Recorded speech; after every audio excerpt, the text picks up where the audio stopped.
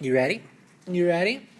We want to find the area inside both curves. Which curves? These guys. R is the third root of cosine theta, not the third root, the root of 3.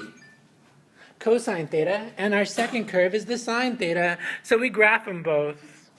Bam! But you're no stranger to graphing. You did your diligence. That one's the sine. It's a circle. On the y-axis, because sine is y. That one is cosine. And it has a multiple of root 3 on it, making it bigger than that pink sine. So we are trying to find the area inside both curves. I've shaded it there. Well, we'd have to break it up into two polar integrals if we were going to do that whole region. So why don't we get smart and double that blue region due to symmetry. So then, we're trying to find out where those two curves are equal. This is really tying the whole day together. So to find out where the two curves hit, we set them equal to each other, and we solved that guy. I divided both sides by cosine and got tangent, because sine over cosine's tangent. Now, without going off on a tangent, we want to find out where the tangent of theta is equal to root 3. So we do that inversely, the inverse tangent of root 3. We want to find out that guy. So we see it exists in the first quadrant, but that's not the only place. No, no, no. It's also down there in the second quadrant. So if we were trying to find all of the places where those two are equal, then that's k pi over 3. You remember that from, whoa, that's not k pi over 3. 2, no. Oh, no. This is going to be all jacked up. Because then that would put us over here. No. So what do we need to do? Pi over... well, let's just continue on. So our first is pi over 3, and our second was going to be 4 pi's over 3.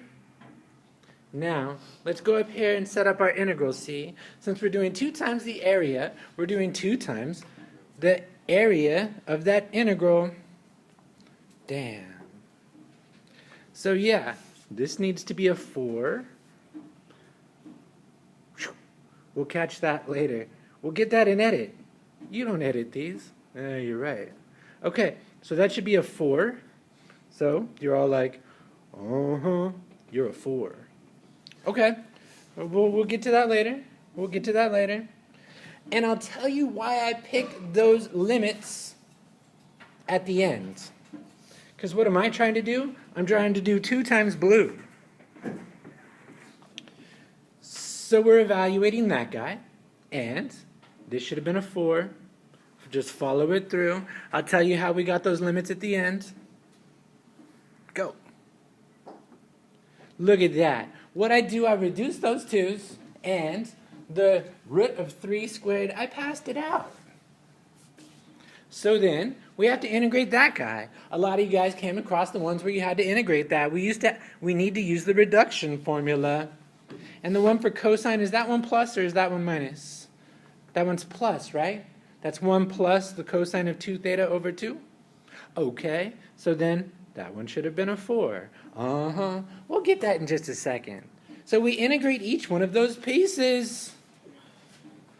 When I integrate 1/2 with respect to theta, I stick a theta in there. That's like a constant. And our theta is our variable of integration. Now I got that 4 down here because when I'm integrating the sine or the cosine of 2 theta, that's the sine of 2 theta over 2, and that's how it doubled that 2 and got a 4.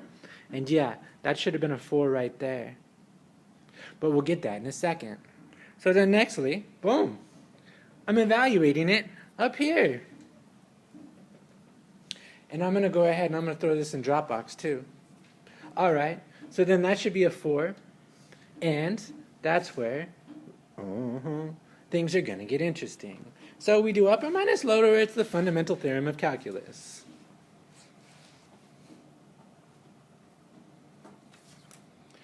So this one should have been a 4 because it's the upper. And then this one should have been an 8. Because we're doing 2 times 4, which is 8. All right, so we've gotten around that little obstacle. And we keep on keeping on.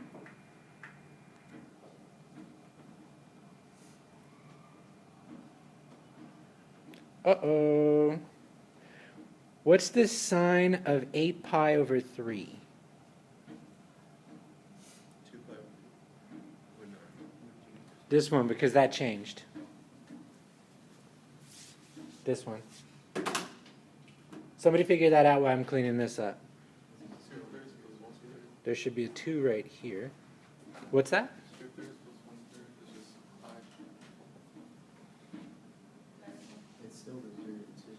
It's still root, más y menos. Plus. See, let's see. 1 pi over 2, 2 pi over 3, 3 pi over 3, 6 pi's over 3. Ah, it's still right. It's negative root 3 over 2. I think, I don't know, I'm here on my feet, and I go. And we clean it up. So then, that's times 2. That's 4 minus 1. This should be 3 pi's over 6. And then that becomes pi over 2. Bam. Boom. I might have messed the arithmetic up somewhere. I was trying to make this while y'all were doing stuff and asking questions. So then I distribute in, and there should be a 3 right here. And hopefully that's good. Now let's talk about the region. So that we can get out of here. What? I had that original picture, that guy, and we decided to double that area in there. And, whoa, back that math up to here. We're doubling that. So when we're doing these polar integrals, it's outer minus inner. So then what? It's this purple outer stuff. That's what we're integrating. This stuff here. We're integrating that, finding that area. But we can restrict that area to just the blue piece if we look at the first place where they're equal, which was pi over 3, right? Yeah. And then we look at the second place where they're equal, which was pi over 4? No, it should have been 2 pi's over 3. It was right the whole time. Because the second place where they're equal is right here. This angle and this angle, which would have been right the whole time. So yeah, there you go. Never second guess yourself. And that's that.